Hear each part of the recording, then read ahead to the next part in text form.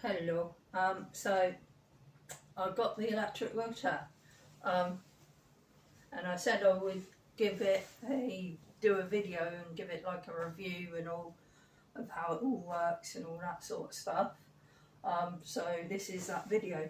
But yeah, it's the iGo, and it's made by a company called Pride, and it's really small and compact.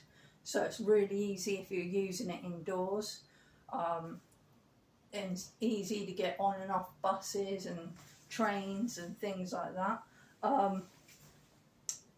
It folds up really small, but I'll show you how it folds in a minute. But it has two batteries that slot out of here. So you can charge these either when they're in the chair or when they're out of the chair like this. So what it does is it will use one battery at a time. Once one battery is used up, you can switch to the second battery. And the battery life on them is really, really good.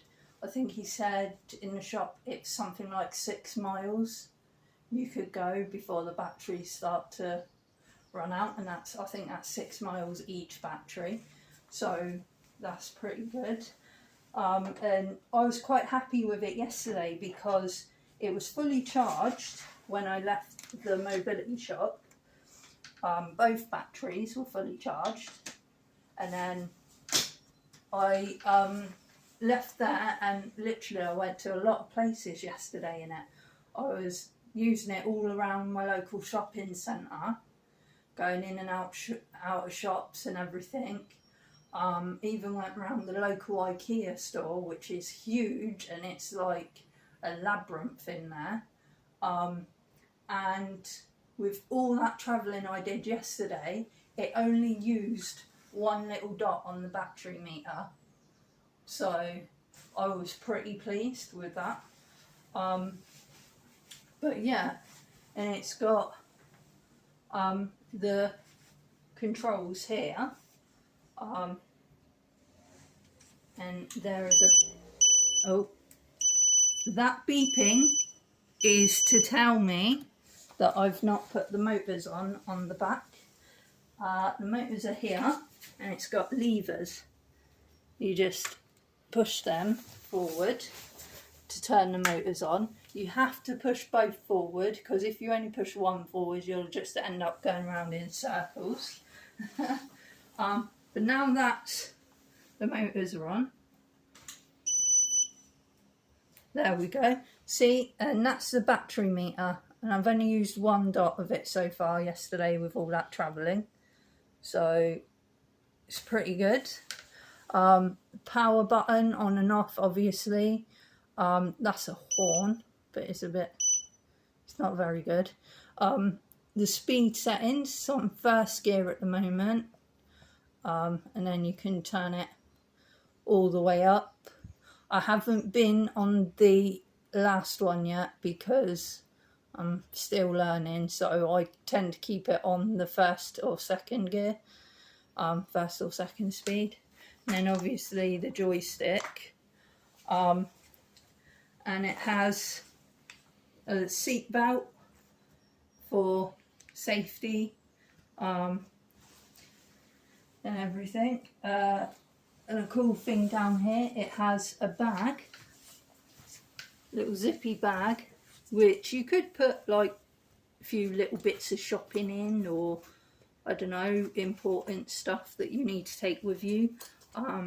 But I think it's a really good place to keep the battery charger, so that you've always got the charger with you, because then if you run out of battery, you got the charger and you can go somewhere and charge it up. And the good thing about where I live, the mobility shops, there's one in Woolston near where I live, they charge the power chairs for free, so you can just go in there if you're low on battery and charge it. They also have a mobility shop in my local town, in Southampton Central, where I can go in there and charge for free, which is really good, because you know, if I get stuck out and about on my own with a flat battery, then, you know, I'm stuck. But yeah, and it has the footrest that folds up, and it's quite a strong footrest as well. It's really strong. Often with wheelchairs, I've found that the footrests always bend or break and that. So, but this, it doesn't. It's quite good. It has suspension on the front here. But the suspension isn't all that brilliant, to be honest. Yesterday I felt every bump, but then this chair isn't meant for like off-roading or going over bumps or anything like that. It's meant more for flat surfaces, so like shopping centres, if you're going around there, going around the supermarket.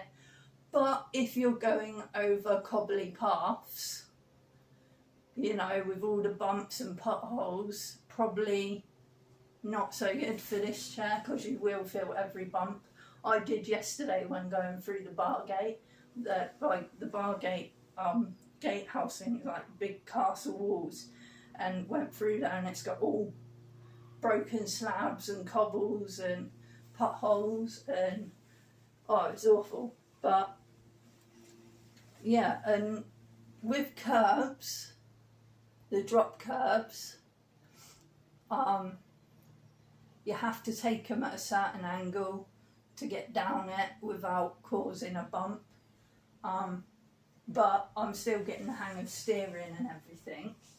But yeah, I'll quickly jump in it. Safety tip, make sure that it is off before you jump in and out of it, because if you accidentally knock that while you're trying to get in or out, it's going to move on you and you're going to fall over. So make sure it's turned off before you get in it.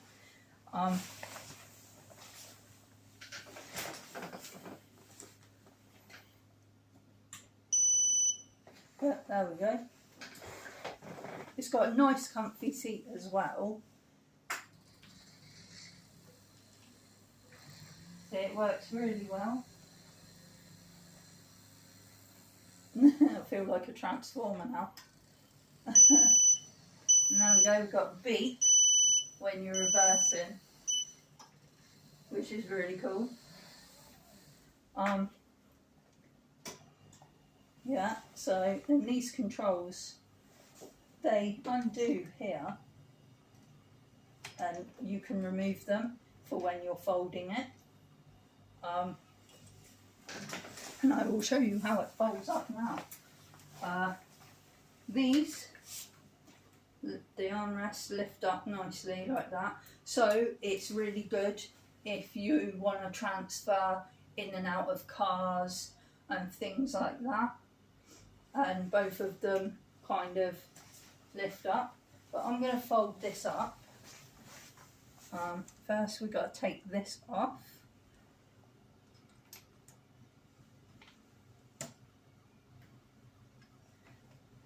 There we go, that's off. Right, now a good thing here, there's these clippy bits that come with it. There's a couple of them that clip the wire to the frame so that you don't get your wire tangled or caught in anything.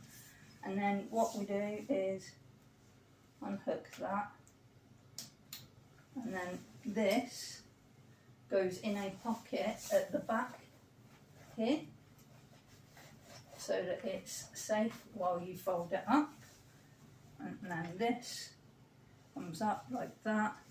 Then turn these motors off, so I can, once the motors are turned off, you can push it like a manual wheelchair, which is really handy as well. If you have a carer and you've run out of battery, your carer can then push you, which is handy. But there's two little slidey clips at the back here. You've got to pull them. Now this is the bit I find tricky. pulling those clips whilst pulling this up. There we go.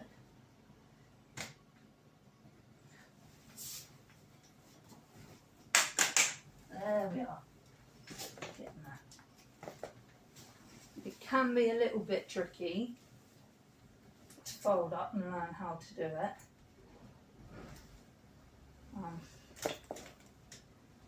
It's a bit stiff. Ooh, you need a bit of elbow grease and a bit of muscle to do that, a little bit. There you go, now that's done. And the good thing on the front, on this bit, is these legs that you can fold down so that you can sort of drag it behind you, or you know, wheel it along behind you. You can put it in boots of cars and stuff. Pull these up so that you can rest it like that whilst unfolding it and folding it, which is a really good safety feature. Then we fold those arms down like this, then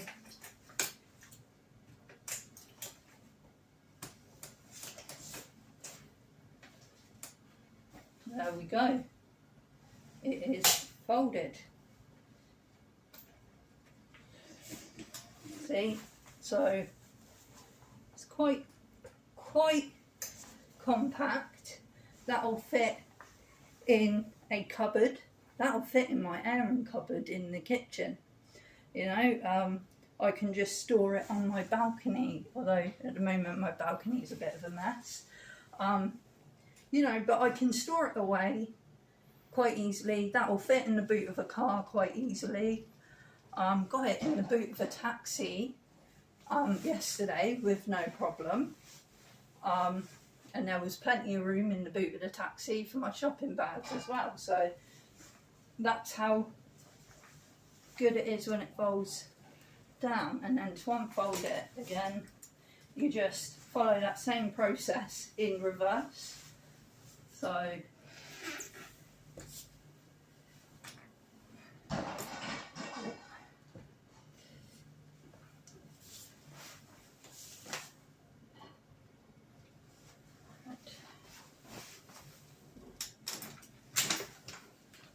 oh dear, I'm terrible at this. I've got to practice more with it.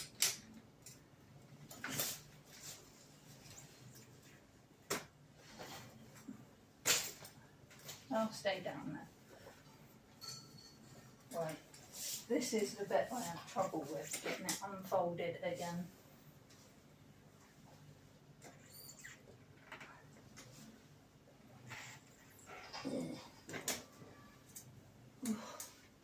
Right, now that that's unfolded, pull that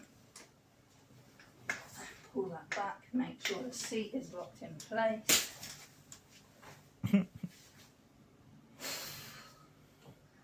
This is hard work. So yeah, if you are someone that struggles more than I do with mobility and muscle wastage and things like that, you might need a carer to help you with folding it and unfolding it, because I'm having a bit of trouble.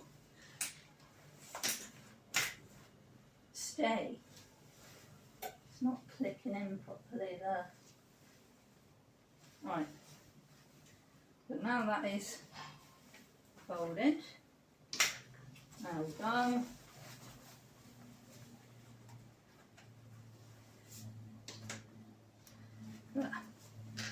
And then you just get your steering thingamajig and just slot it back on there. Now this, what I've noticed is you need to get this straight and in the perfect position for you, because if you don't, if it's off slightly in any direction, I've noticed it impedes your steering a little. So you need to get that kind of as straight as possible. and then tighten that a little, and then do that up. There we go. Make sure it's tight enough so that it won't move, because if it moves while you're steering, you're going to have an accident.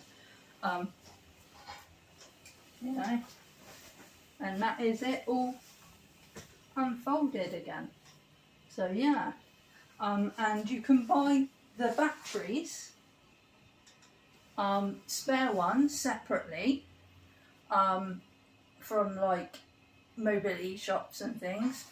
I can't remember how much he said they were, but I think 100 and something he said. But yeah, it's always good to have spare batteries, I think, so that you can have one set always charged, ready to go, you know. But yeah, I'm going to show you the charger quickly. The charger here. Now this is a smart charger, so it'll stop charging once there is enough juice in the battery, which is a good safety feature, so that it won't overheat or cause any electrical surges or anything like that, which is really cool. I haven't actually used this charger yet. That's how good the batteries are. I haven't had to use it. But even if your battery's not completely flat, you can still charge it, and it is always good to keep the batteries completely charged before you go out. Right, now you just obviously plug this bit into there and plug that into the wall, and then this connector here goes, there's a little cap here on the side of the battery. Slot that out, and you can charge it in the chair, or you can take it out of the chair and charge it. It doesn't really matter, and you can only charge one battery at a time with this, of course. I suppose though, if you got a second charger, you could probably charge 2 batteries. Right, you have to line these prongs up. I'm terrible at this. There we go.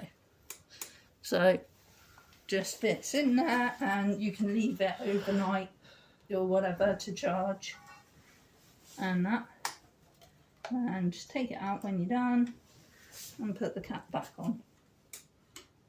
But there you go, that's the iGo. I'm struggling a little bit with it at the moment because it's new. I got it yesterday. I've never used a power chair before.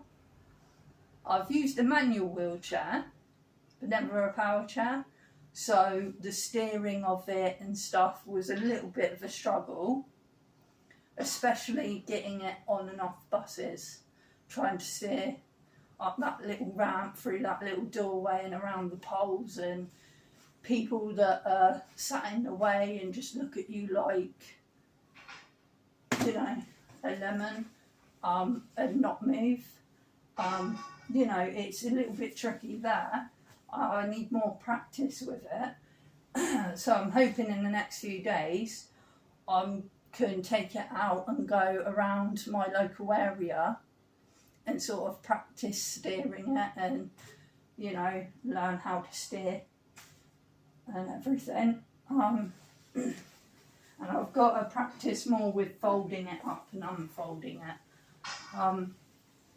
But yeah, and I've got to teach John how to fold it up and unfold it as well. But yeah, that's the iGo. So far, so good. Obviously, there are some things I don't like about it, which these controls, the stick, because my arms are quite long, when sat in the chair, I find the stick is too close to me, if that makes sense.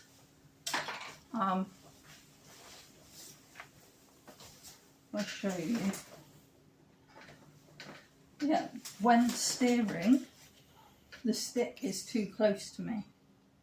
So I've got to put my arm right back there, and then of course that bit digs into my shoulder. So I've got to kind of, you know, that's one of the main things I don't like about it. So I think this control needs to be moved forward a little, but then that's my own personal issue because of my Marfan syndrome. My arm span is abnormally long, so I think that's something that is specific to my condition. So yeah, this was built for the average human, not the Marfanoid human. So, you know, that's one of the problems. And obviously, another problem, I don't know, I think that's the only problem mainly. Yeah. You did say earlier about the suspension being very hard. Yeah, the suspension is very hard, but then again, this chair isn't built for going over lots of bumps and stuff like that. Like I said, going over cobbly stuff. I went over cobbly stuff yesterday in Southampton, through the bar gate there, through the walls, and it's all cobbles and broken slabs and all. So I felt every bump on my hips and on my lower spine. But this chair isn't meant for going over stuff like that. It's meant for going around supermarkets and, you know, those kind of flat, smooth surfaces. So, you know, for that kind of thing, you know, you've got to buy the right kind of thing for the right purpose, if I'm making sense. You know, I'm trying to explain it in a way that makes sense.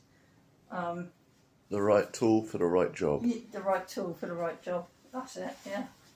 It's no good buying a drill if you just want to hammer a nail in, you know. But, yeah, for what it is, it's really good. I did see in the mobility shop something really cool. A mobility scooter, and it was yellow with black stripes on it. It looked just like Bumblebee from the Transformers, and it was awesome, and I was like, I want to get that. So maybe once I've learnt how to steer properly, I might get myself something a bit bigger, like a mobility scooter, for doing those longer sort of off-road sort of journeys where there's a lot of bumps and all. So yeah, but for now this is ideal for what I need. So, but I definitely recommend it to anyone that needs a wheelchair because it's so compact, it's lightweight, it folds up quite easily and quite small. You know, fits in boots of cars. Battery life on it is really good. Speed on it is pretty good.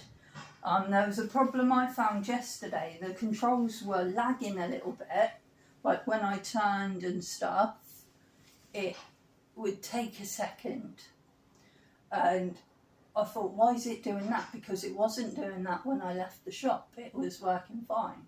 And then I realised I had a shopping bag, heavy shopping bag, on me, and the weight of the shopping bag, because I had tied it onto the back here, the weight of it caused a drag on the back and caused the controls to lag a little bit. So for shopping wise, if you're going out to do a lot of shopping, maybe this isn't the kind of wheelchair for you because it does lag with that. With shopping, you're probably going to need something like a mobility scooter that can handle that kind of weight, or just go to a supermarket where you can get delivery, you know. But yeah, other than that, this is just a really good thing ideal. I'd say it's ideal for like people that are going to college or university, getting around college and university this would be perfect for. You know, just those little places, mainly indoors and all, you know, going around a few shops and all. But yeah, it is really good, and so far so good. It's, yeah, thumbs up from me. But yeah, thanks for watching. I will see. Oh wait, hang on. There's one more thing I was going to show you. I got this yesterday as well. It's a potty stool. Yeah, it's a thing. They call it a Elevated toilet seat. Elevated toilet seat with grab rails. So it's very similar to my perching stool. Except it allows you to go poop. Yeah. To put it politely, yeah. But yeah, these legs extend so you can get it at the height you need it. Which I'm going to have to do in a minute and put this over my toilet and get it at the right height. But it helps because I struggle with sitting and standing and stuff. It's going to make it easier and safer for me. And that, because I have no grab rails around the toilet, and because my toilet's in like a weird little alcove thing, it would be really difficult to put grab rails on the walls in there. So this was the better option. But yeah, really good. I think that cost me $50 for that. And that was 1,600 and something, the chair. Oh yeah, and with the chair I got, it comes with something like 4 months free insurance, but you can purchase a year on top of that. And I'd say doing that is a really good idea. I did that yesterday, because it's so easy for it to get lost, stolen or broken, and the insurance covers all of that. So if you were to lose it, break it, or it gets stolen, you can claim on the insurance and get another one, you know. So because they are quite expensive, you know, and not everybody has the money to keep buying them. So having the insurance, yes, you've got to pay a little bit extra on top of what you're paying with the wheelchair, but it is worth it because in the long run you're covered if it does get damaged or stolen. So definitely get the insurance, I'd say. Yeah. But yeah, I think that is it. I think I've showed it off enough.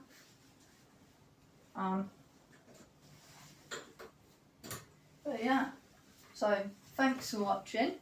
I will see you all later. Bye-bye. And as her partner and carer, I'd just like to add, thank you to the many people that donated to help make this possible. Yep, I forgot about that.